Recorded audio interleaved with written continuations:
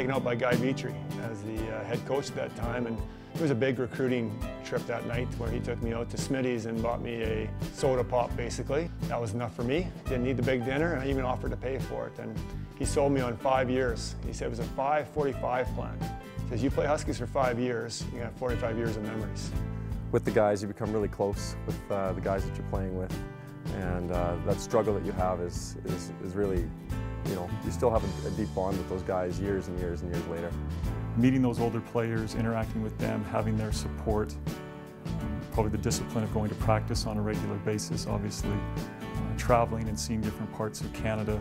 When you come from Saskatchewan, people will just figure you to be kind of the underdog. And I don't know why that is. I guess it's probably because our population or geographic location, I don't know what it is. But, you know, it's something that fuels athletes and it fuels competitive people to, you know, prove them wrong. Greg really sold us on the idea of Husky pride and what he had in mind for the Husky program.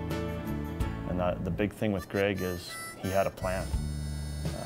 He had a plan to get us to where we wanted to be.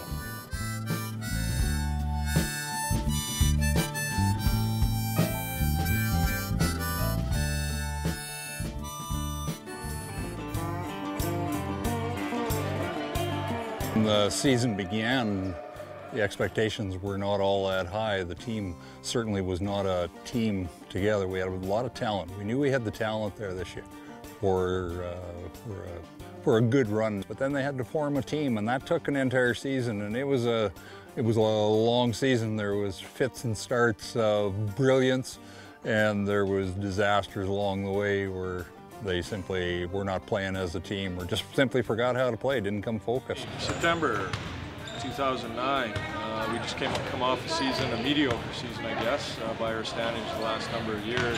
We certainly struggled early. There was some chemistry problems. I know that it all wasn't joy in the locker room. They were strong, but nothing was really happening. So, they weren't won? No. Not at the beginning of the season. You know, we really didn't know what to expect. We didn't know how good of a team we were. We had a pretty intense training camp, and that was by design. Greg wanted to really push our fitness and push the guys to become fitter and get better as a team. Nolan would come home and he'd just be bruised and battered. I should have bought shares in Advil. Guard play, clearly, I mean, they had some gifted athletes in those positions. Whether they would work as a unit, I think, was a question, or could they actually work together? If everyone's pulling in a different direction, you're just not going to be very successful. And so you have to kind of get along with each other. You got to be willing to share the ball. You have to work together on defense. It's the nature of the sport. Even if you have a lot of talent, if you're pulling away from each other, you're not going to be very successful.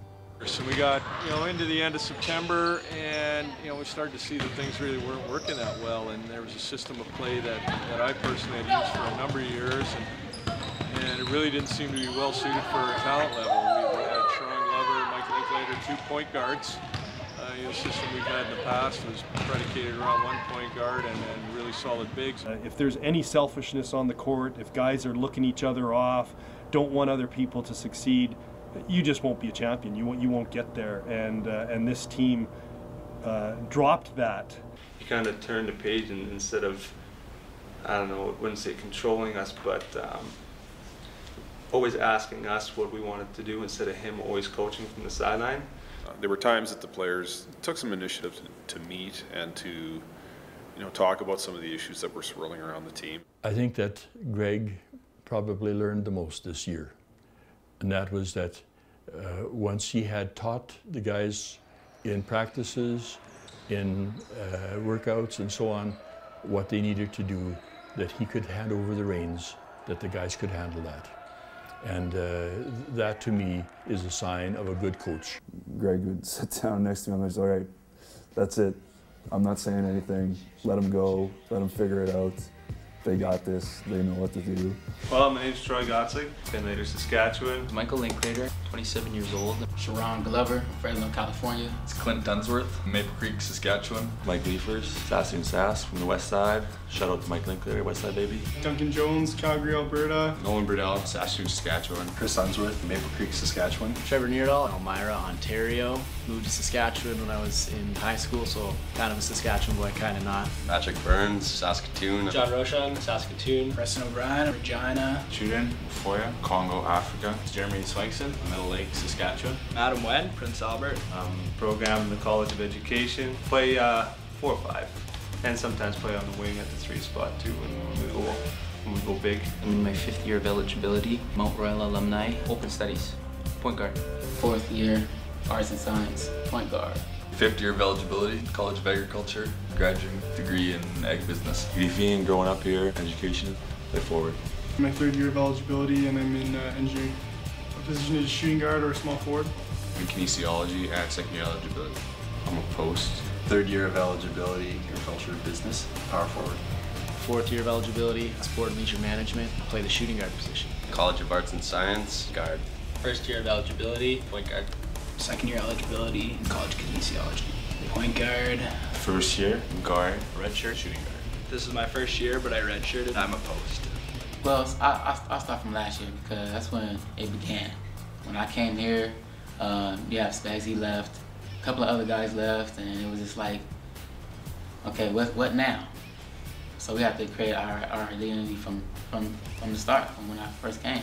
Showron's a competitor. Show just blows him on sheer speed and guile. He's his own man. I mean, he's just a very colorful character, but a really likable young man. But the thing that kind of pushes him over the top is his competitiveness. And he was a guy who, for hours on end, studied film of every player, every opponent. When I was small, all my friends played. I was like the person that wasn't even good. I was just trying to fit in. I remember back in 3rd grade, they used to make fun of me because I wasn't good. They used to kick me off the court. I used to go with one of my other friends' sister to go play tetherball all the time. So I was just like, I need to learn how to play basketball. So ever since then, I've just been playing, just trying to be the best. Coming here made me grow. It made me grow because I was away from my family, away from the country, period. And nothing's really different. It's just sometimes I hear a lot, and so that's the only thing that's different to me. Troy Gottslick was a real team leader. The guys respected him a lot. It really took some time for Troy to really emerge and blossom, not only as a basketball player, but probably more importantly as a person and a leader on our team. Troy's one of our most valuable players because of his versatility. Even though he is a big guy and he can play inside and can score the ball inside, and it's his ability to hit the outside shot that really opens things up. Gottslick, open shot, 3-pointer, knocks it down. His social leadership in the locker room was, a really significant factor in bringing us together.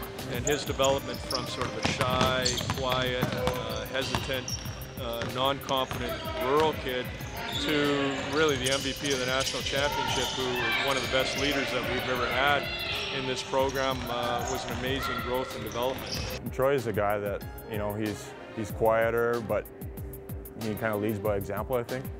At least when I played with him. Causes problems for the teams because he's a big guy that can shoot. He really stepped up and he just took over. He was a monster under the hoop. He just, as the year progressed, he just got stronger and stronger and stronger. He was just amazing. Finn later. That's my hometown. I call it my hometown because it's the closest to my farm.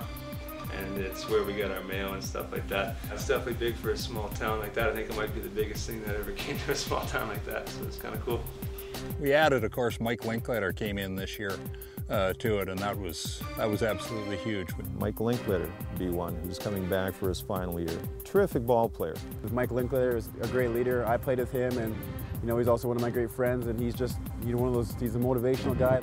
His energy is contagious. I think for sure he was a huge part of that team and their success. Mike Linklater and Showron were just so disruptive on defense. and so tough against other teams. He would say things with such resolve and such determination that it rubbed off on everybody else.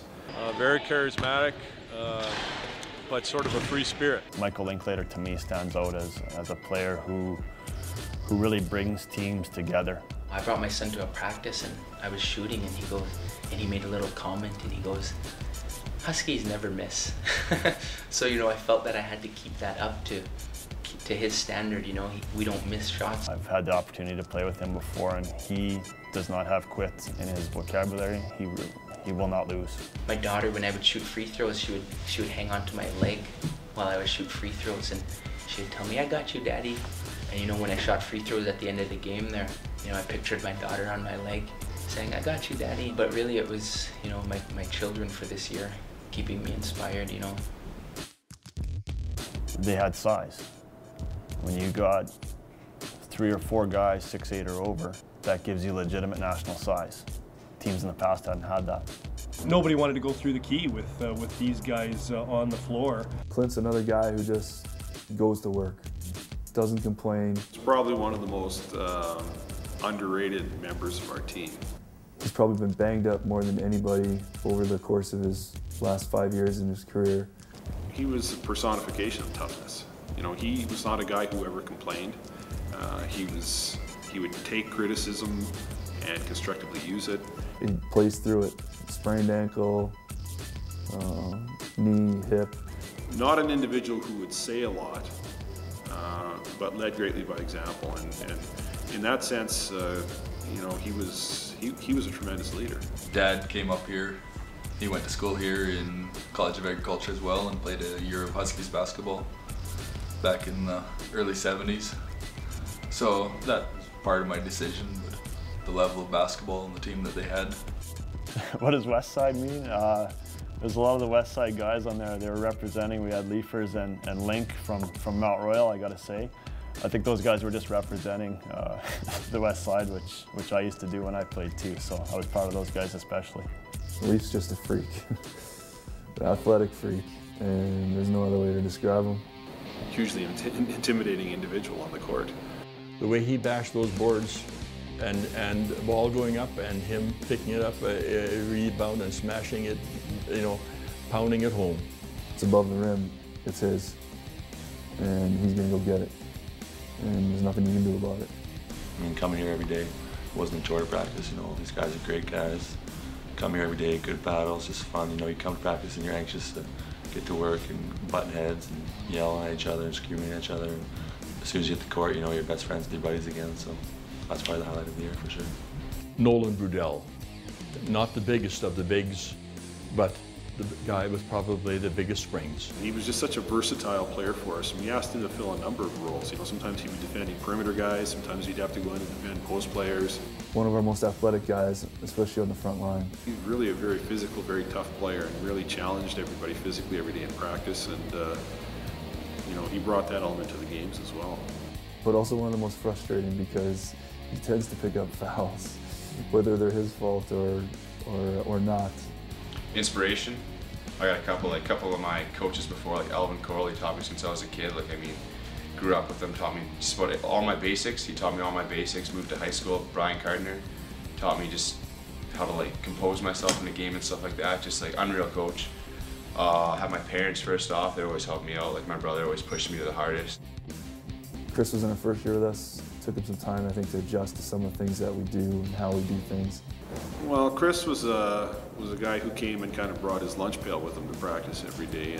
But definitely gave us some valuable minutes over the course of the season along the front line, especially when we got into foul trouble. He's probably one of the guys that we as coaches were probably hardest on. We really kind of tried to drive him along all the way.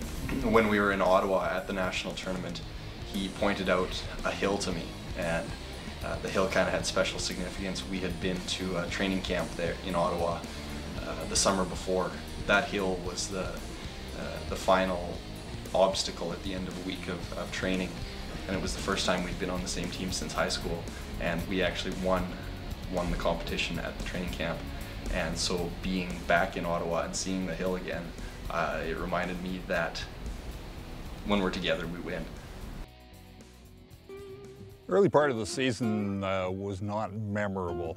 My take on it was that they had good players, but there were times when there was a little bit of Lone Ranger stuff happening. There were ones, and we guys that show up brain dead for those games, and we just lost. Still kind of searching for who we were as a team in that month of October meant that, you know, we lost some games, and we ended up winning our tournament, but we went out to Carleton, University of Ottawa, and, you know, I sensed that we were going to be a pretty good team.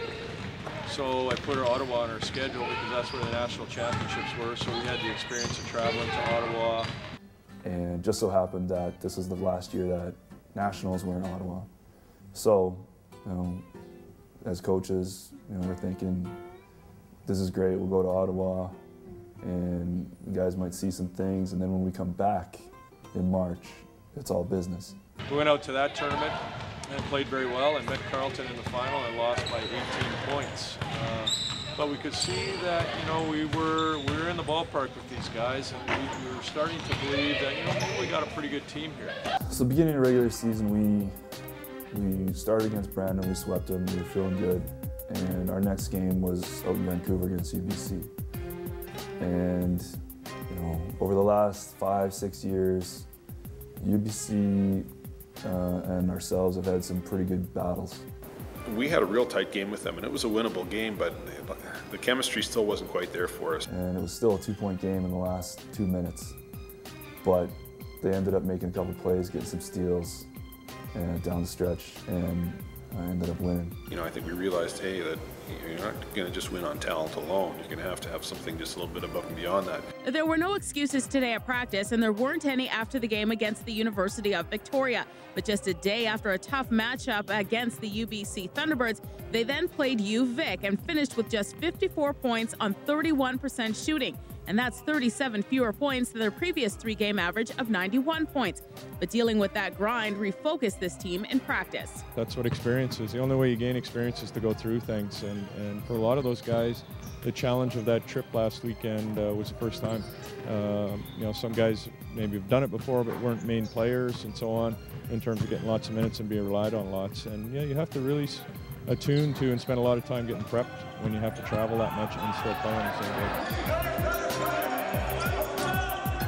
Post-game chat with the Huskies head coach Greg Jochums after a huge win. It is a huge win. I know it's early, but let's go back a week ago. You're up 67-60 against the UBC team on a Friday night. You don't know how to close a deal. It was close again tonight, but tonight you figure out how to close a deal. Is that just learning throughout a season? Yeah, well, we were in a hostile environment last week, and you know, it's not something we've faced a lot, and I think we'll be better in that situation. I think some of our calmness tonight when Calgary made a push, I think was a result of the things we talked about and worked on in practice. After the Calgary weekend, we were in Edmonton, and we were playing the Bears for the first time without Coach Horwood on the sidelines, who'd coached them for years, decades. The first night, absolutely, destroyed them. We were always told how much potential we had this year. We were told how good we could be. But then coming into right before Christmas, we beat Alberta by 39 points. Got a little overconfident next night. And they kept it close down the stretch. Ended up hitting a shot with 5 seconds left to take the lead, and ended up winning the game. Blew a 15-point lead in the fourth quarter and lost by 1 on a buzzer beater. So going into Christmas, we were 4-4. We started to question what was going on, and that was probably our low point for the year. In October, I found out that I have 2 bulging discs in my back, degenerative disc disease, and a few other conditions with my back that started to deteriorate my body quite a bit. So that was a pretty big break for me. Didn't really know how to take that at first, but as the season went on, it kind of started to settle down. Through that, I kind of lost my confidence and lost a bit of my way and didn't really feel like I was contributing as much as I could at the start of the year. Trevor Nerdahl, he was outstanding as a fill-in for almost any one of the roles. The ultimate team player. Shorter in stature, but a lot of heart. Fans come to the games and they see him step in and kind of see him as a 3-point specialist. Never complains, encourages everybody, and is just excited to be there. He's able to just sort of build bridges between people and a real good guy in the locker room. He's had a couple games this year where he scored big points that helped us a lot, especially in the Final Four. Duncan Jones, he was the Duncan man. You know, Duncan really came on at the end of the year and really became a consistent player for us. Gave us that extra boost coming down the stretch through the Canada West Championships. And showed glimpses, I think, of what's to come over the next couple of years. Made defenses have to respect him, which opened up opportunities for other guys as well. And then he backed off, they passed it out to him, and from way out, he shot 3-pointers. My dad doesn't know anything about basketball. He doesn't know anything, neither did my mom. They tried to get me playing hockey. We missed the hockey sign-up, so they had to sign me up for basketball instead. And it turned out that I love basketball way more than I liked hockey. When I was playing hockey, I used to sit back and talk to the goalie. I was so bad. My dad is a really big influence. He'd always just, you know, say, like, you can do anything you want as long as you work for it. So he would always just, you know, if I wanted to shoot outside, he would rebound for me, you know, things like that. So it was really good. Patrick's one of our energy guys off the bench, and when he comes in the game, we need him to get after it. He's at his best when he's scrapping away and really playing tough and really playing hard, and kind of an energy kind of player. We need him to be aggressive defensively, rebound the ball, knock it down when he's open. I spend as much time with these guys as I do with my family at home, and so everyone's welcoming, and you know, we bicker, of course, like on the court and stuff, but everyone's just themselves and loving, I guess. Little Preston O'Brien, and he would shoot 3-pointers from 3-point land. Tough role, because what he had to do is he had to come to practice every day and basically try and take on Showron. And you know, trust me, that was not easy. I mean, there were stages early in the season where he couldn't even bounce the ball once and Showron would take it away from him. Has the ability to hit some shots when we need it. I think my role was to bring it every day in practice, try and make the guys I'm playing against better. John is a consummate team guy. Quiet guy who comes to practice every day and just goes about his business. He was the kind of guy who realized, you know, like there were some pretty significantly talented players ahead of him. You know that we can count on him to encourage his teammates, whether he's on the bench or if he does get in the game. We have some really good leaders on the team, and so they kind of help pick everyone up, and we were kind of more one unit, and so I think that's what kind of turned everything. Truden's our hustler. If the ball's on the floor, he's diving on it to get it. He just brought a real physical aspect of the game. If it's going out of bounds, he's jumping to try and save it. If nothing else, he certainly brought a different level of toughness to our team, because he was just in there physically challenging guys all the time. You know, here I am, my life is a mess. You know, I'm on doing drugs, whatever, nothing's going well for me. Play basketball, I stay out of trouble. Like, if I wasn't playing basketball, who knows where I'll be today. Well, Jeremy was a guy it was interesting because he came in and, you know, he at first he had his eyes he was kind of wide-eyed. It didn't take him long to sort of become really integrated in the team, though, and it's a real testament to his personality. A few months before I came and tried out for the program, my best friend growing up died in a car crash. He's really been my inspiration, and he's a big reason why I'm here and why I'm doing this, because I know he'd want to do it too. He's a teammate, classmate, and a best friend of mine. Adam Wendt was a guy another rural guy who came in with not a lot of basketball experience. I felt for him some days because, you know, here he is, he's facing up against Troy Gottsleague and Michael Leifers and Nolan Burdell and the Unsworth boys, and he took his lickings. Like, there's no question about that every day in practice. He was a guy who just came in and just really brought a strong desire to compete. Most of the time in December, you know, we try to practice a little bit and get guys together when we can, and we try and get in the weight room and do some workouts and have some organized things. But, you know, this team, again, seemed to be a little bit different. December, the determination of the kids, obviously, to do their studies, but when we did get together for workouts, the intensity of the workouts were much higher than previous years. We really didn't have to demand or pull teeth to come into the gym to shoot, to do the weight training, to do running on this track here. One of the things that's important to us is trying to go to a warm weather place every second year. And this year that happened to be Miami, Florida. And again, I put this on our schedule. It's a very expensive trip, but every time we have something like this within our schedule, it really helps us come together as a team and really grow and really recharge our batteries physically and mentally for the second half of the season. And that Florida trip seemed to make a difference. It took an edge of tension off. The guys went down, they relaxed. Surprised when they got down to Florida, the Jocko had for them was training camp carried right on.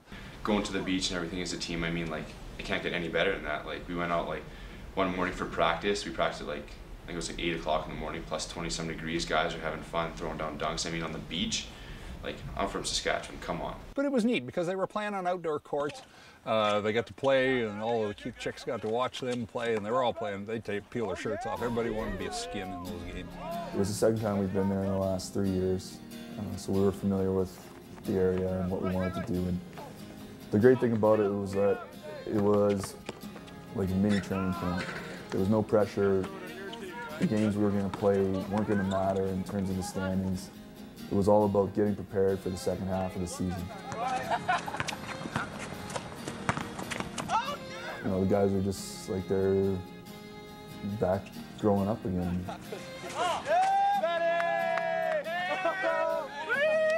You know, having fun, playing outdoors, and to do it in at the end of December for a Prairie Canadian kid is it's a pretty good feeling.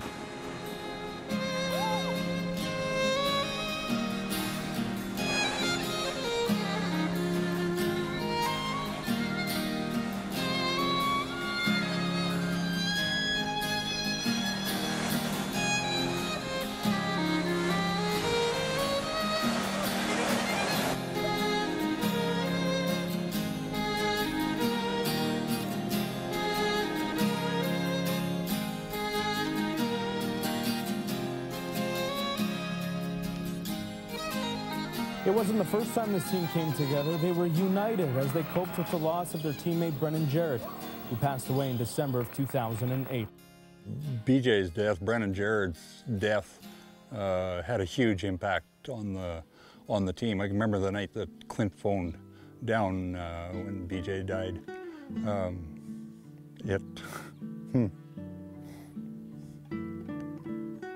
It's still a loss. When he was diagnosed with his testicular cancer, that was on Halloween that we found out.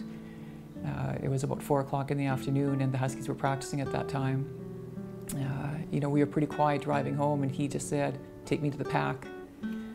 And, you know, kind of surprised us, I guess, a bit, because we thought that he just wanted to kind of come home and bury himself and not tell anybody about it, but he just felt really responsible that he needed to tell his coaches and his teammates, and that was his first thought. That was really a tough time for everybody. As a team, we can't go through anything tougher than that. Met him at the airport when he came back from the UBC trip, and I know it was a tough trip for him. And I met him and I gave him a book, and the book was, it's not about the bike.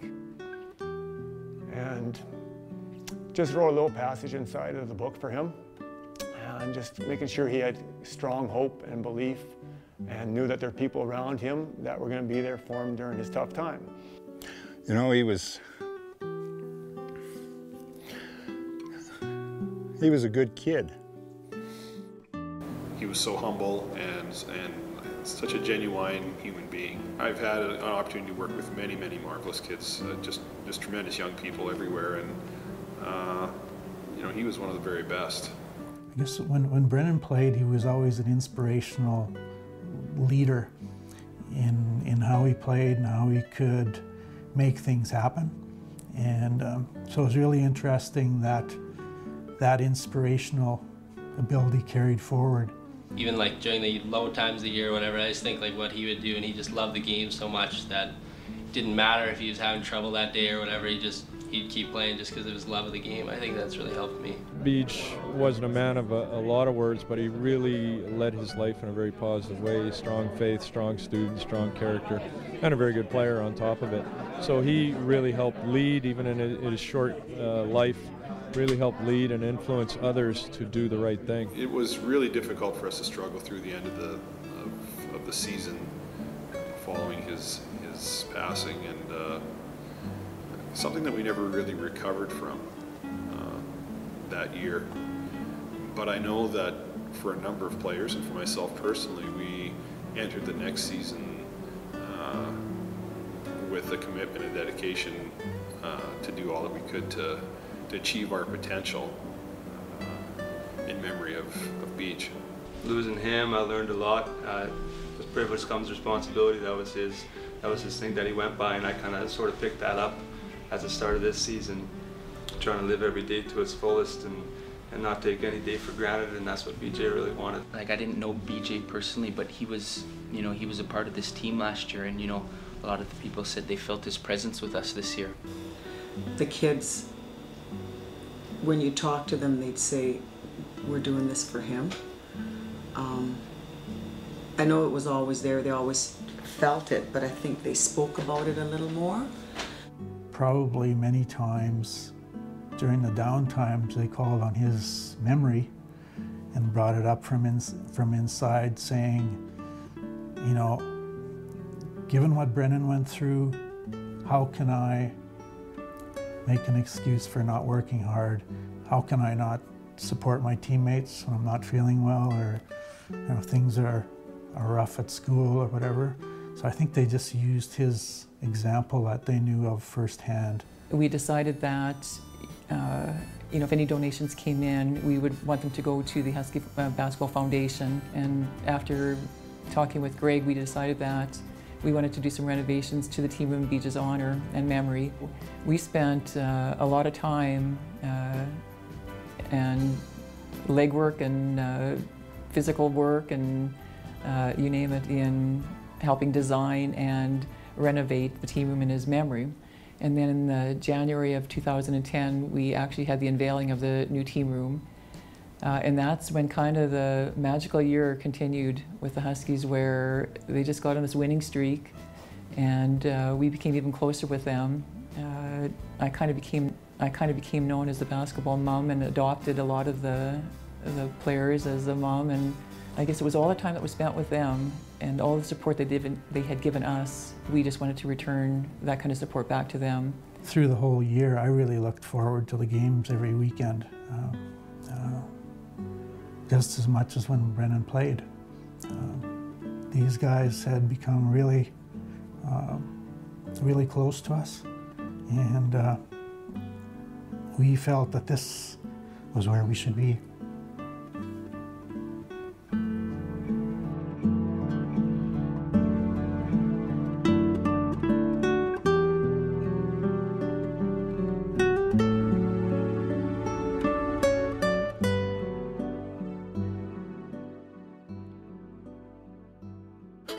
I played for the Huskies way back a little after dirt was invented. I remember my first year as a Husky, I was what's called a Pine Brother. And a Pine Brother, there was three of us, Bobby Morris and John DeGoody. And the three of us didn't play very much in our first year because it was a very experienced group and a very successful group, actually. So we practiced lots, and when it came to games, we were on the Pine. And if we were fortunate enough to get in the game, it's because we were up 25, we were down 25. Occasionally we'd go into the weight room, play around a little bit with the weights, but there was really nothing that was formally done. There was no particular training for us. The game is now played about 2 feet over the rim. When I played, I'd say maybe rim height.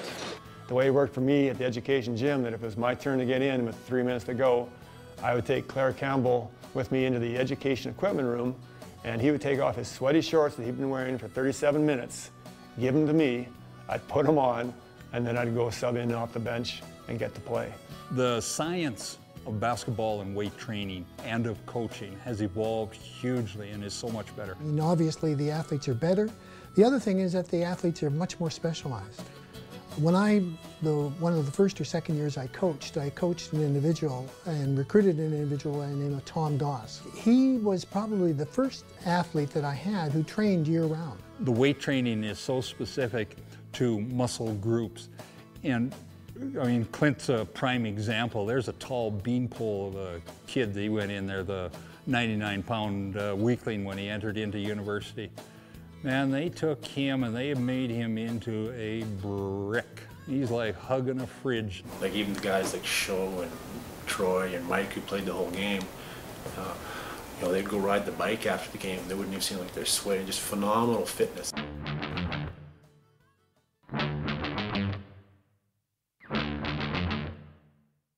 I really respected Greg Jockums. I've known him just about my whole life, and watching the way that he played the game and did the things that he needed to do he sacrificed quite a bit for the team because he's a very talented player and he was willing to accept certain roles.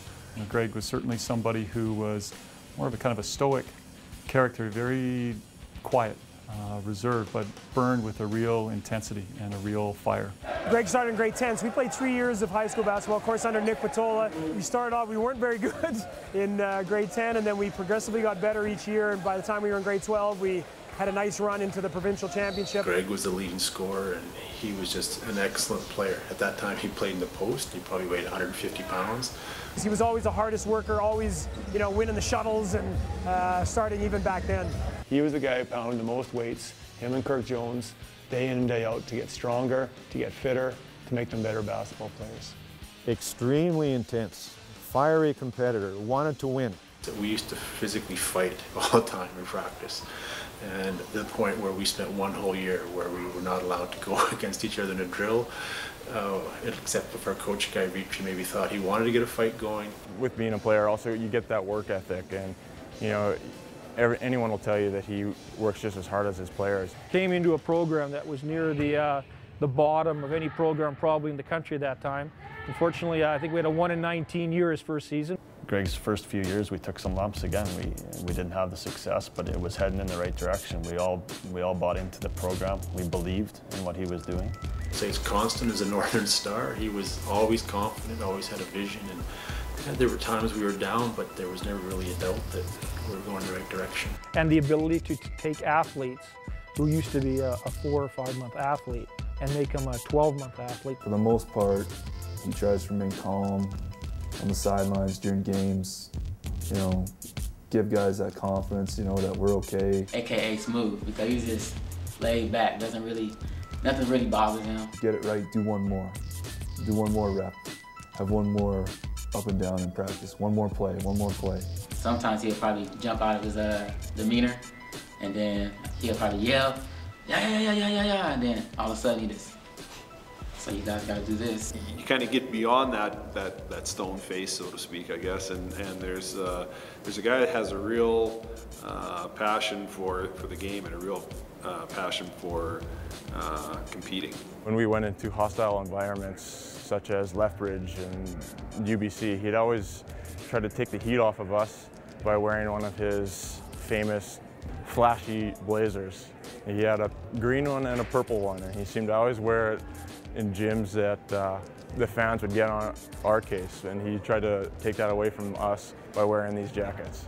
That Greg is a kind of a player's coach. He really is able to, you know, connect with the guys. They certainly respect him, and I don't think anyone's willing to work any harder than Greg. He's so adamant about trying to get it right and end on a high note that sometimes we can go longer than we expected. What he did is he ran the boys through all the hoops. And whether they knew it or not, you know, it was going to be good for them in the end. Kind of like Karate Kid type thing, you know. Why are we doing this? I mean, this is stupid. But in the end, you know, there was results, and it worked. So I'll give Greg lots of credit.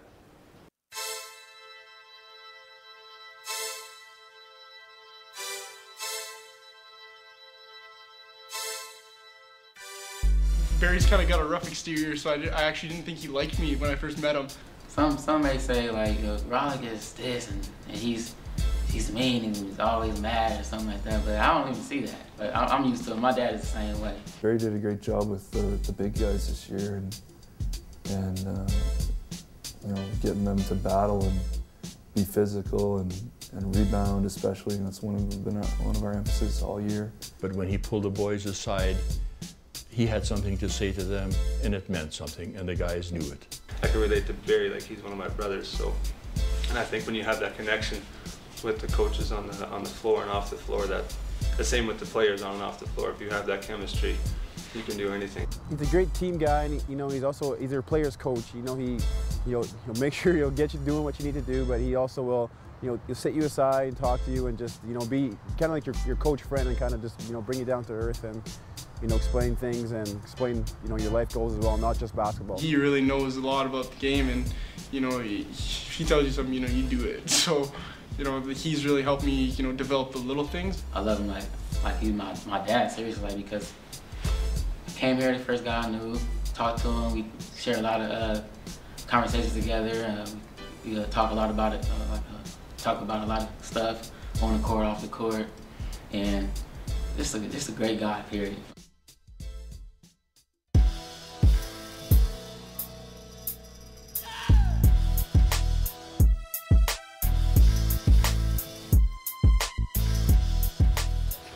There is Nathan Schellenberg, one of the assistant coaches here. He has won a CIS championship as a football player. Nate is funny. Call him the AK, the Baconator. I don't know if you know that or not, but Baconator, he loves his Baconator, loves his bacon. You want to talk about a guy who's just in love with the game of basketball, you'd be talking about Nathan Schellenberg. He's just, he's a guy who's shown tremendous dedication to Husky basketball, and basketball in general has kind of been a huge part of his life. He's always been looking out for us, always telling us what to do off the floor, stuff like that. Just making sure we're all responsible and texting us, phoning us, making sure we're in at curfew, stuff like that. A real detail guy. He really has great concern over things like statistics and just a general knowledge of the goings on in the basketball world. But Nate's a great guy. He's Twitter man. But everybody else is chill. Being able to tease him a little bit sometimes was, brought some entertainment and some light moments to the team. He took it all in good stride, and I think it was, a way for us to have some lighthearted moments. All right, beautiful January day. You'd think we were closer to the basketball playoffs here outside the pack, joined by the head coach of your men's basketball team, Greg Jochum. Let's talk about that record. You're 7-5 now, and here's a chance for you to really separate yourself from the rest of the people in your division. Is that how you're looking at it? Is that how you're talking to your team at this point, that we have to take that next step? Well, we just talk about playing with a sense of urgency. This time of year, every game's important, as they all are.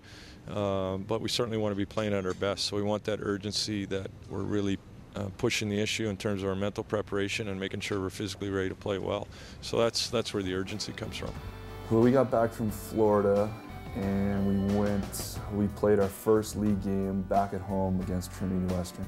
Our confidence level and the highs and lows of the season weren't really affecting the group psyche.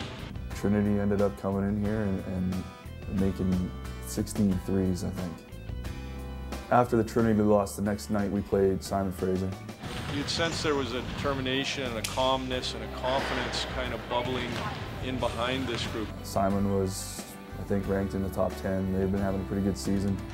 Or that we had just got blown out, or we had been blown out in the first half by 30-some points by UVec, who was sort of a middle-of-the-road team. That was the first win in our run at the end of the year, where we won 17 of our last 18. The confidence of the team went through the roof. We really started to get a sense that we were a really good team.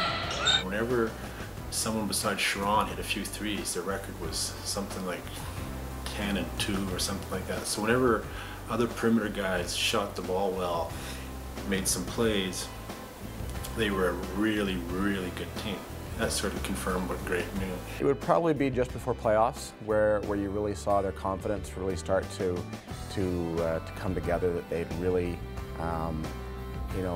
could count. You could see it in their defense. They could count on one another to back them up more. So it probably wasn't until around beginning of February, middle of February, Kent and I, it was unspoken between us, I guess. But we thought this might be as good as any team that's played here in Oversea. I saw a team and even a coaching staff that changed, that became family. You could tell that these guys got along. This wasn't just a team that got hot at the right time. Like when you watched those games, the best team won every time. The most talented team won. The most driven team won. And I think when you see that, you see what kind of a program, that doesn't happen by fluke. We went in first round playoff series against Fraser Valley, a very, very good team. We came out the first half of the game and they had us down by 18 points. And it wasn't a we or you type of situation. It was clearly a situation that was, we're in this together.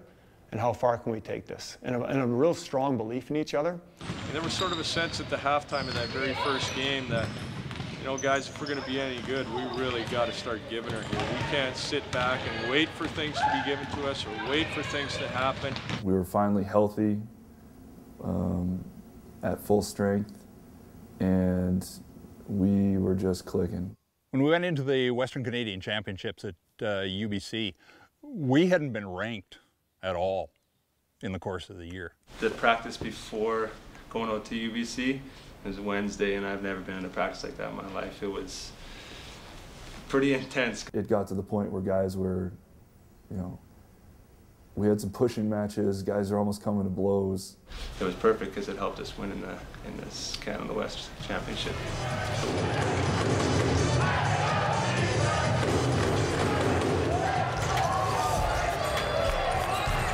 They hadn't lost a game all year in their own gym. You know, I think they only had one loss on the season. And we went in there and we knew we were going to win before the game started.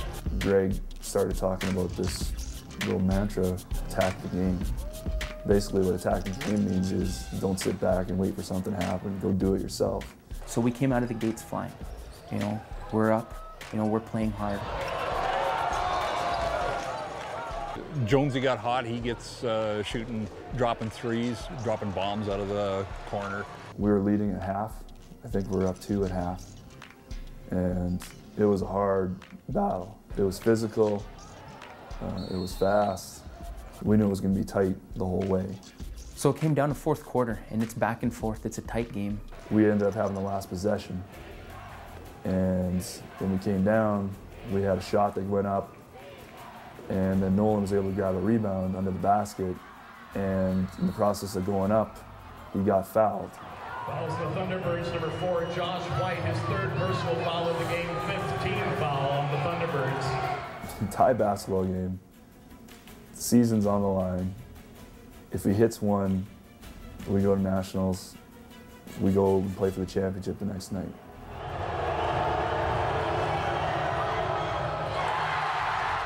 So he misses his first one. The crowd erupts, completely just like they lose it. We still got one more chance. Takes the ball again. Miss. Rebound goes up, buzzer goes, and it is deafening loud. He was so devastated, disappointed, upset with himself that we literally physically had to carry him off the court. As disappointing as that was, the best moment that came out of that was the guy's reaction to Nolan. But when we came into that huddle to try and get ready for the overtime, in that environment, every single player on the team weren't thinking about their own feelings and how things were affecting them. Every single one of them looked to Nolan and said, we have to do something about this. We can't let Nolan carry this disappointment forward. I'm like, Nolan, we needed you to do that. Thank you for missing those shots, because we're gonna show that this wasn't a fluke, that we didn't just edge them out with a free throw. We're gonna go out here and we're gonna kick their ass. We'll go into overtime and we're gonna beat them soundly so that they don't think it was just by luck. That's how I felt. My heart almost stopped. And we went into that overtime game. It's the #1 team in the country. You know, almost 3,000 fans cheering against us. And we scored 19 points, and they scored 2. It was one of the most remarkable 5 minutes of basketball that I've seen since I've been here.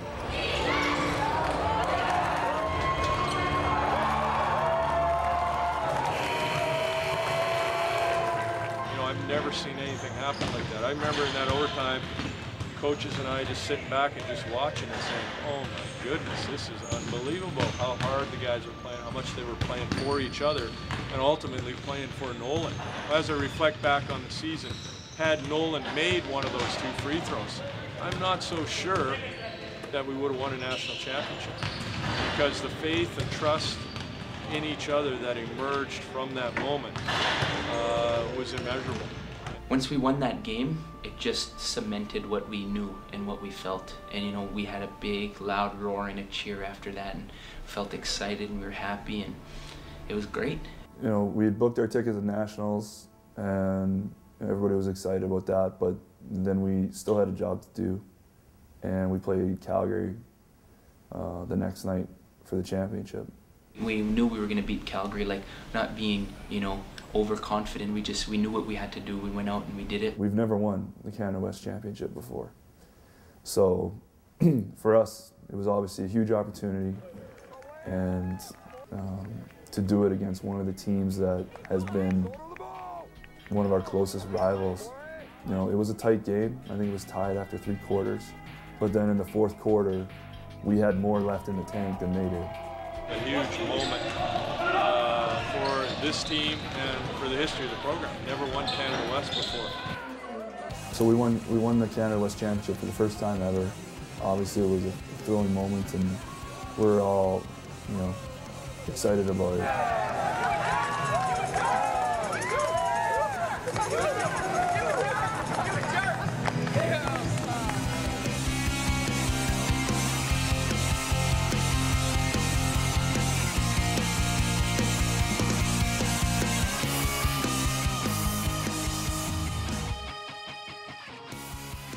This team had no expectations of going into nationals other than we knew that we were Canada West champion for the first time ever. And that was a great thrill, and it was a tremendous high. On paper, we believe that this might be the best Husky team that we may have ever had. And I know we can go back and say the '88 team of the Fab Five, the 2006 team that went to Halifax with the Andrew Spagrud team. But this team seemed to have something that had potential. When the draw came out for nationals, I remember looking at it and, you know, immediately talking to Barry and Greg. We got seeded 5th after beating #1 in the country. And that was another slap in the face. We thought we would be a little higher. We thought we deserved to be a little bit higher than we were, having won the conference. And they still thought it was a fluke that we beat UBC. You know, there was talk in the papers when we left UBC that, you know, we wish we can have another chance at nationals. You know, we hope we get to see them again and show that it was a fluke that they beat us. And there was all this talk, right? But we knew. One of the challenges going into nationals was this team had a 2-week layoff without any competition. They were given a few extra days off to heal up, and the healing time was good. But the travel time, the change in atmosphere, the change in time, living out of a motel longer, even though these guys had been on the road they all take their toll.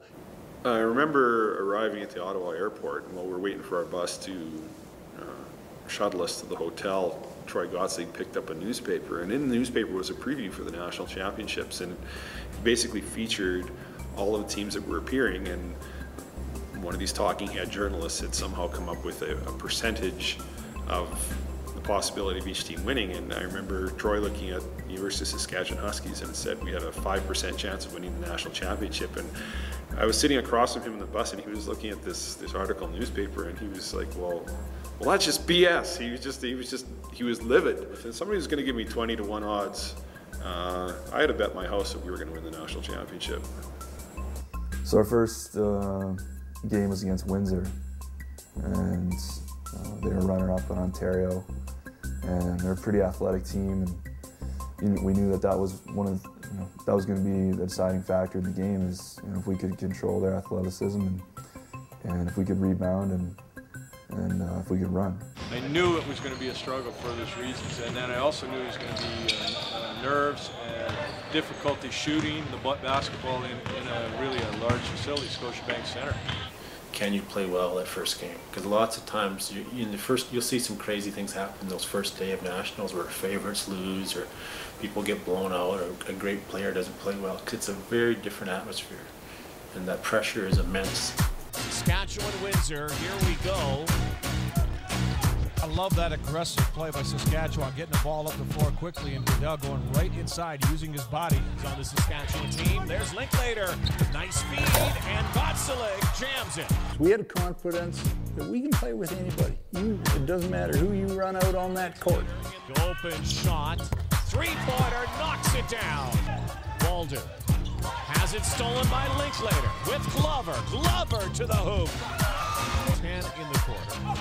And Linklater hands it off beautifully. to Nolan Brunell, and another steal at the other end. Showron Glover with a buzzer beater out of nowhere. Two great plays. Also the pressure of the event, trying to get used to it and getting the flow. Another steal by Linklater. The great feed. Juan, now the switch with Phillip. Back out to Brunell on the shot clock as it expires. Showron has the bigs. Go up strong, got a foul, just like that. Just like that. Unsworth. It seems that Saskatchewan is seriously reading their mail, Leo. One of the biggest things he said. Rebound. We'll get one last shot. Jones to the hoop, and he drops it with a second to go. That is the kind of first half it was for the Saskatchewan Huskies. And that's how you win in this tournament. You got to be the aggressive. You know, you don't want to be standing around waiting for something to happen. You have to go out there and make it happen. That's the way things work in championship games. Unsworth turns on the post and banks one home. Isaac Juan goes up in the air and gives away 3 points. And Glover, oh, look at this guy's all over the little hesitation and come right back. And Leapers, it just runs the floor. And we built up a pretty big lead, 18, 17 points or more. Then things started to go downhill. Man, we were rusty, ugly, whether it was jet lag or 2 weeks off or whatever it was. And it goes. I don't know how it did, but it did. We tightened up a little bit, and they started to claw their way back into it. And stolen by Di Loretto to the basket. And here comes Windsor. And there was concern as that game went on. Smythe launching.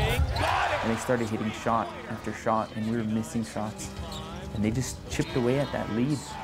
3, 5 on the shot clock. Baseline, it goes! Nigel Johnson tighter makes it a 1-point game. Court is produced in this game. Goliath inside. Greg Jockins trying to take his team to the semifinals and avoid a big scare here. A big-time block, and Smythe has been the one guy knocking those threes down. That might have been a huge block. Quan take this shot, gives it off. I remember sitting there watching a shot go, and I was like, that shot's not going to go in because that's not the way this story is going to end. It's off, way off. 5 seconds to go. With 1 second, has to throw it up. Smythe, no. And the Saskatchewan Huskies dodge a Lancer bullet. Hung on and won that game by 3 points after being up by 20. It was honestly a grimy, kind of ugly win for us. And we weren't too happy with it, but it was another learning experience, right? You know, we got the win.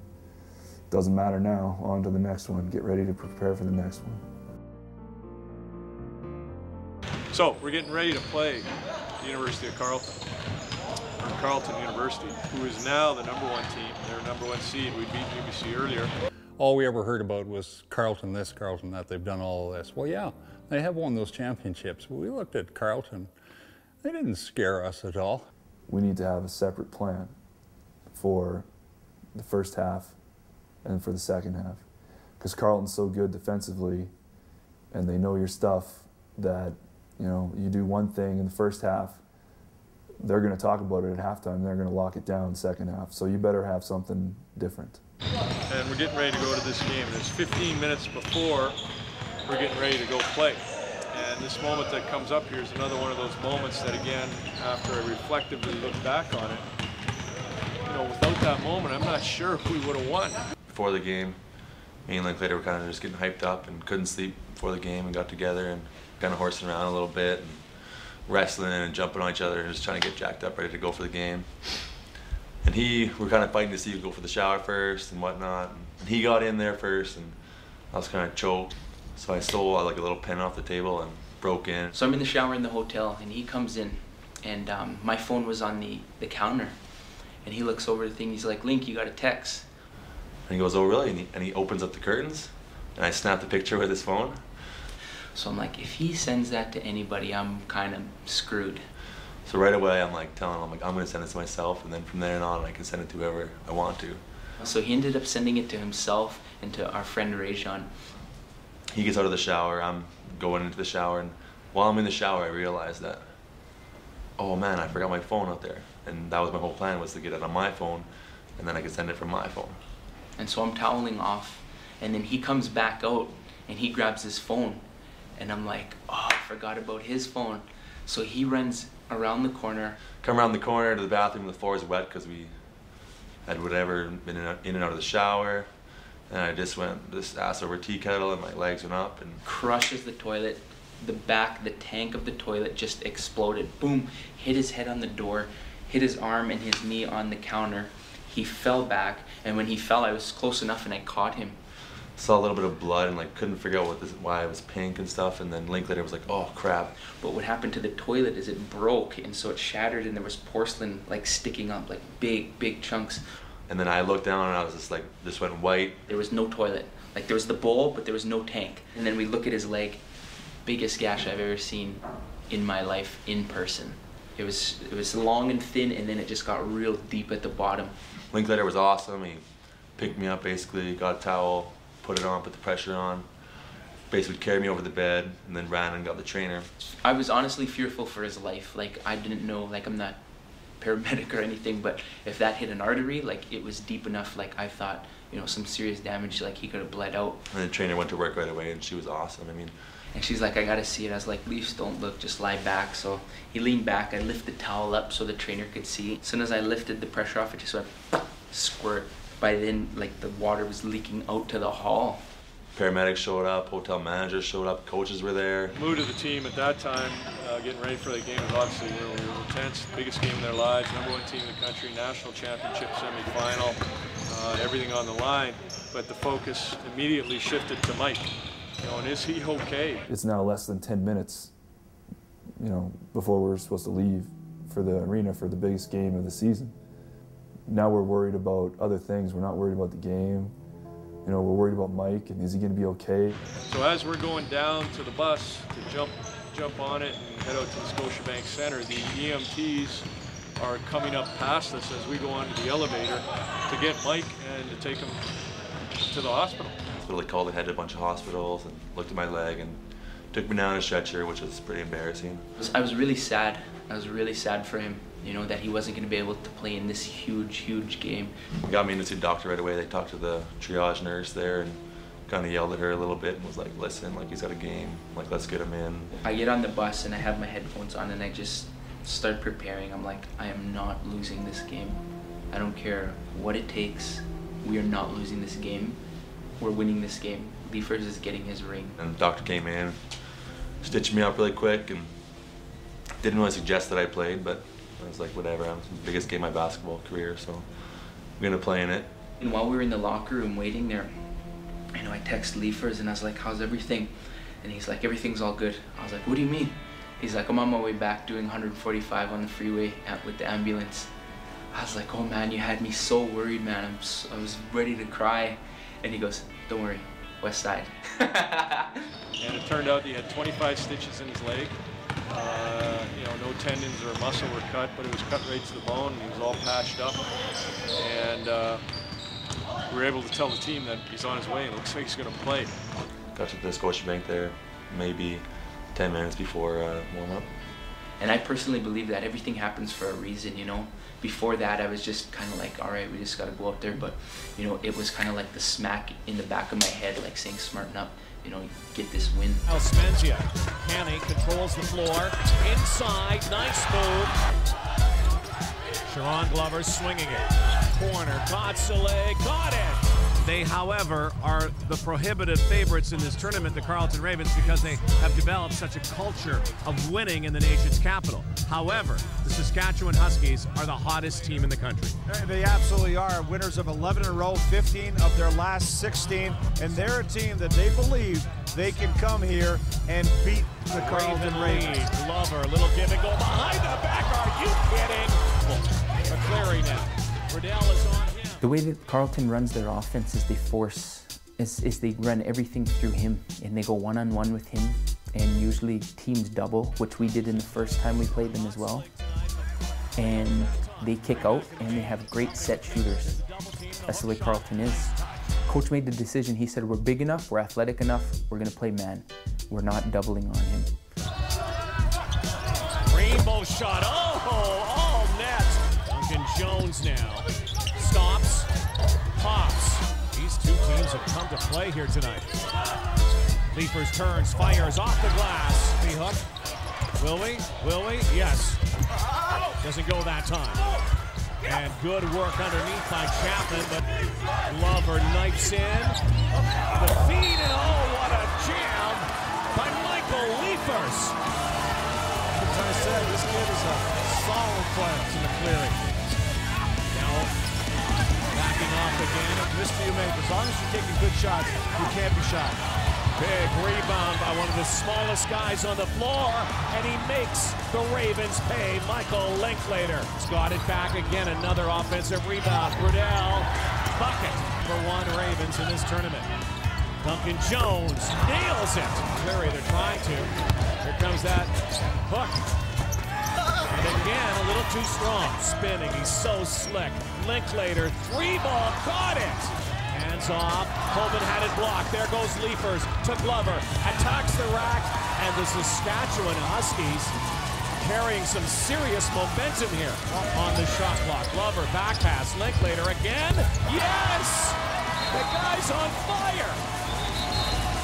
And the Saskatchewan Huskies are 20 minutes away from pulling off a big upset here. Point one now. Goliath gets it to roll in. Silver dribble he has. Goliath again. Jockham's looking over at Leafers saying, stay down, don't jump. Linklater answers, rolls, takes a long one and got it. Michael Linklater on fire. 12. Brunell stops, and right there is Leafers. Play a big comeback. Hoban trying to start that comeback by Hoban. Hoban stolen right back. Glover unselfishly to Brunell for the dunk. Two-pointer. Big rebound there by Goliath. Chapman to Hoban, and a three-point play. Hoban goes right up on a loose ball. The Ravens cut a little closer right here. Thompson, yes! Linklater driving, fading away, yes! Who else? Elliott Thompson knifing in, and it goes. McCleary will slow it down, takes it, underhand, and he scores. But Linklater underneath, and what a play by Leafers again in his office. Brunell with a vicious rebound and be able to put it back up. 2 on the shot clock, puts it up, and got it. Hoban on him now, so call him. Oh, what a block by Goliath. They go, and oh my goodness, a scrum. What a battle. Rebound it. Okay, if it's a score, make sure we stop breaking. It's closing time. You know what I like, Rod? You notice there's a lot of calm and cool from the coaches in this huddle. Both coaches under control. Chance to tie with a 3. Thompson fights in, battles, rebound to Leafers. And the Windsor Lancers almost played a complete comeback. The difference between the Lancers and the Ravens have won 6 national titles. Or again, almost slipped. Look at this. Glover inside, off the glass and in. Glover wants to go one-on-one. Goliath, Linklater, fires, and hits it! One of the biggest shots he'll ever make! He's looking at his teammates going, you got it. What a shot. For the first time, the Huskies are going to play for the CIS championship. And you know, some teams might celebrate. Take a look at this. This is a team that came here to win the championship. Exactly, Rod. They came here to prove, number 1, they belong, and number 2, their win over UBC in the Western playoffs was not a fluke. We had every reason to celebrate and jump around and hug each other after beating the number 1 team in the country, the defending national champion on their court. You know, we could have had a party, but that would have diverted our focus from really the true goal, which was going in and winning that national championship game. And it was right. We were on a mission. So we went out, we got the win. You know, we went home, we got a good meal, we got good rest. You know, I remember having homework and everybody having homework that weekend and that week. I don't think anybody looked at their books. Everyone was focused on the job at hand. So UBC, here we go again. Careful what you wish for, the coaches were saying. After we defeated UBC in the Canada West semifinal, all of their talk in the papers was on how poorly they played, on the things that they didn't do, on the fact that, oh my goodness, they lost to Saskatchewan. You know, how did that ever happen? There was a general air of disrespect that sort of came in our direction. I could tell that the motivation or any potential advantage that UBC might have should we play again actually was eliminated and even reversed to the point that our guys were really highly motivated to play UBC again. And I was not worried 1 ounce about losing that game. I knew we were going to win before we even tipped off. Jump on the game right away. Attack the game. Do what we do. Do what we do. Composure, one battle at a time. Okay, and resolve. We're good, go. Right? Let's go. Let's go. Let's go. 1, 2, 3. Let's ride. The Saskatchewan Huskies, the black and green machine, the hottest team in the nation right now, have won 12 in a row. 16 of their last 17. And they walk into this gym with a swagger. This team believes they can win. They're confident in themselves, and they want to prove to everybody when they won out west, it wasn't a fluke. Glover to the basket. Open jumper, knocks it down. Dribbles, then Burke, the finger roll. They ended up getting up on us 12-4, and we didn't even know the score. To be honest with you, as players, we didn't even know the score and we didn't care. We knew the outcome of the game. We knew what we needed to do.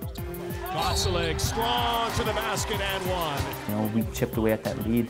We didn't even know we were down. Goliath's a big man, but he's got a nice soft touch. One of the most athletic guys out there. And it's stolen by Glover and puts it in. Let's go. 1, 2, 3. Let's ride. And Linklater has the rebound. Swing pass to Jones, 3-ball, incoming, and it's good. Goliath again, it's a 3-ball. Right up on him. Malish wanted the shot, LaBranche takes it. 3-pointer. 7.5 to go before halftime. Duncan Jones, deep 3. Like, we were at our peak at that game. And to look back and to see these guys and the way we looked at them, you know, as UBC, as a contender, as a tough team. Here, the last couple of minutes, and Glover turns underneath. What a play to Leafers. Linklater off the glass. Nathan Yu back out high to Burke, knocks it down. Nathan Yu, good fake, feint. Oh, rejected. Big block by Michael Leafers, a.k.a. Verajao. Now do you know why I like this kid? Melvin Mayotte hits the 3. Glover through the legs. Mr. Slick back to Jones. It gets the roll and goes in. Try to get it into the interior. Glover takes the shot and he drains it. You know what I love? He didn't call glass on that, but no reaction. Burke to White. Easy lay-in. Another push. Boom. Linklater again. Saskatchewan is on a roll, Rod, and they are taking momentum into halftime. Outstanding basketball. We had a double-digit lead. I was trying not to get too excited because anything could happen. It's happened before where leads have evaporated. Taken away. Leafers on the go with Goliath. Back to Leafers for the flush. The two bigs leading the break, and the guy with the bag leg finishing with the dunk. Exactly. Oh, a 3-ball from Brett Malish. This half court takes it himself. The handoff inside. Malish needs this. Got it. Conservative or turnover prone. Not this time. Malish. Goliath baseline met by Burke, and how did that go? Tamar Burke. The taller players somehow finding a way, but look at this. You turn it over, but you get it right back. Glover underneath is sent to the floor, and he'll go to the line. Gonna knock you around. Glover with some English. White now on the go. Takes it to the basket, and this time converts. They need to get it going. Late third quarter. Nice play. Graham Bath. Shot clock's at 5. Still has it. 4 now. Linklater has to let it go, and it goes. How did he make that shot? In the face of the big guys, said, hey, you guys got to start rebounding the basketball. And the big guys responded positively. Burke, nice pass inside to Bath. Great role model. Goliath has been so good here. Linklater working on Murphy. Let's To go and drops it. Just like that. Mayotte needs this. Got it. 3. Exchanging 3s for 2s here. 73-68. Nerdahl now. Glover answers. Murphy will control the floor. And stolen by Glover. Darts to the basket. What a play. Burke. 3-pointer. Ebert's hanging in. Linklater nails it. It's down the stretch in the final couple minutes. Troy ended up getting a steal and dunked it with, it was under a minute to go. And at that point, I knew that was what sealed it. Well, they did not want to be known as underdogs. They're now known as the top dogs. The Saskatchewan Huskies have won their first ever CIS men's basketball championship. Phil said if he ever won, when he won, he wanted to take off his shirt and run around like a crazy man. And that's the first thing he did, was ripped off his shirt and started jumping around. I told my team at the beginning of the season, last year, I want to take my shirt off after we win the national championship next year. And what I'm doing, we beastin'! We beastin', baby! He teased Nate too. If you watch Nate, he comes running in with all the group of guys, and all the guys are jumping, and Nate comes in, he grabs someone on the shoulder, he gives 2 jumps, and then he puts his hand down, straight face, turns around, walks away. Looking back at the tape, we were laughing at him and teasing him about that. We won like 12 games straight. People doubted us. Everybody doubted us. They had us seeded 5th. Who's number 1 now?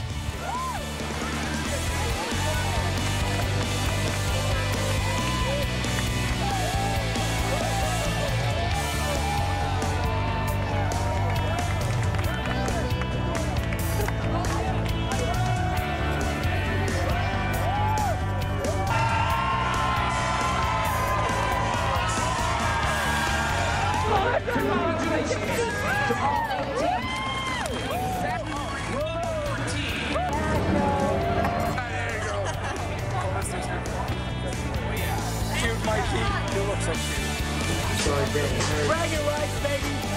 What?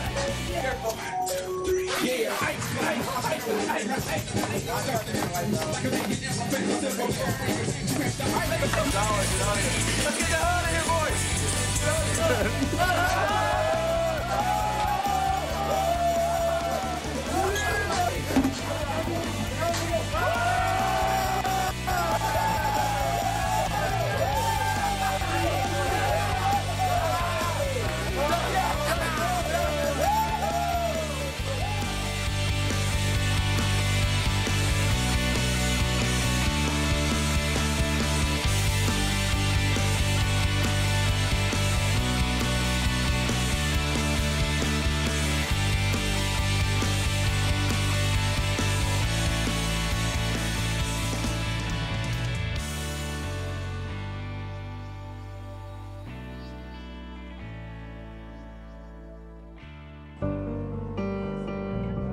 We were in shock when we came home, and we had no idea the support that we had at home. The entire province, we thought, okay, well, wow, the city watched. A lot of the people in the city watched, but we had the entire support of the province, and we were completely unaware of that while we were there.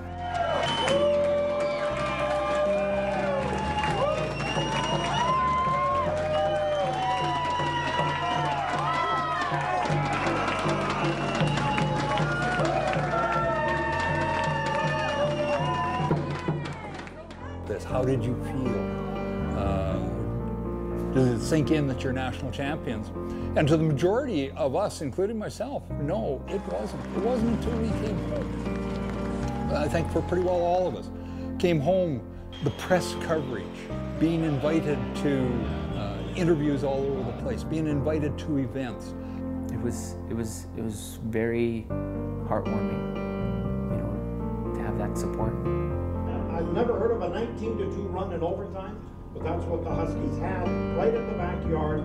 They beat UBC and then went on to win the Canada West Championship. And when you run into the enthusiasm of other people, then it begins to dawn on you, man, we're national champions. We beat absolutely everybody. Buy into it and ultimately hold themselves accountable. And you know, this kind of thing doesn't happen by accident. You know, there is a lot that goes into it.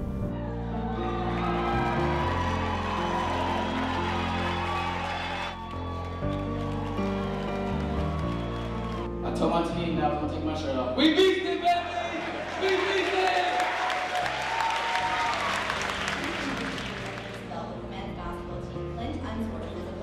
That was where the emotions came to.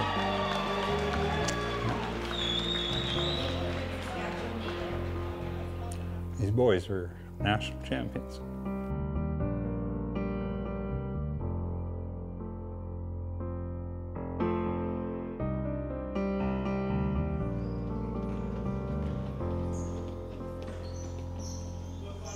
To put in as much work as they did on the court, in the weight room, running, on the track, to have it pay off with the ultimate prize was great. And I'm glad that they got to taste that success. What it felt like was after we won, we got to celebrate, but then personally it felt like we had to prepare. We had to cut our celebration short and start preparing for the next game. I knew the season was over. I knew that we had won and everything was good, but some of the guys still felt that we had another game, because that's the mentality we got into. You know, win a game, have your celebration, cut it off, start preparing for the next game. There's a lot of people that had a lot to do with our success that aren't necessarily on this team, but came before it, and they deserve a lot of credit too.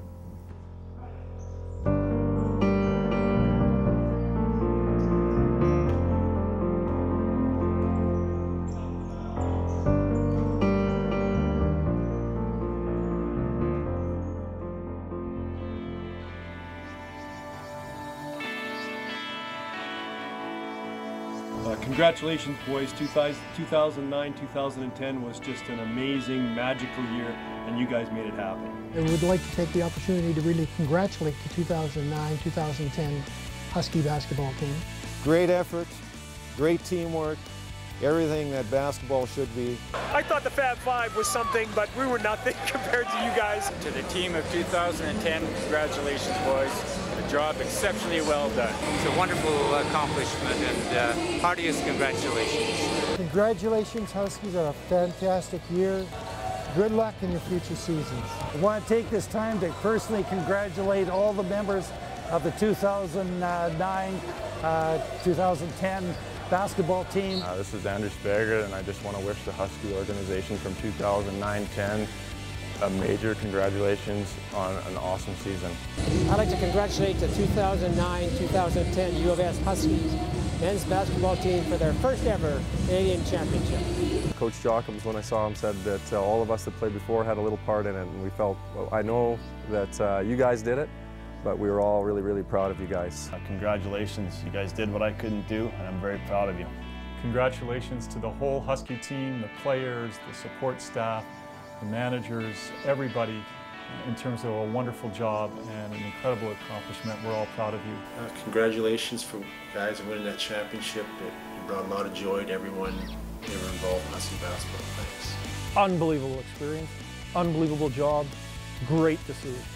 When you win a championship, many of us feel like we're right there with you, and I hope that you'll feel that same way when other teams after you play, that you're part of a really important and valuable program in this country, and especially here in Saskatoon.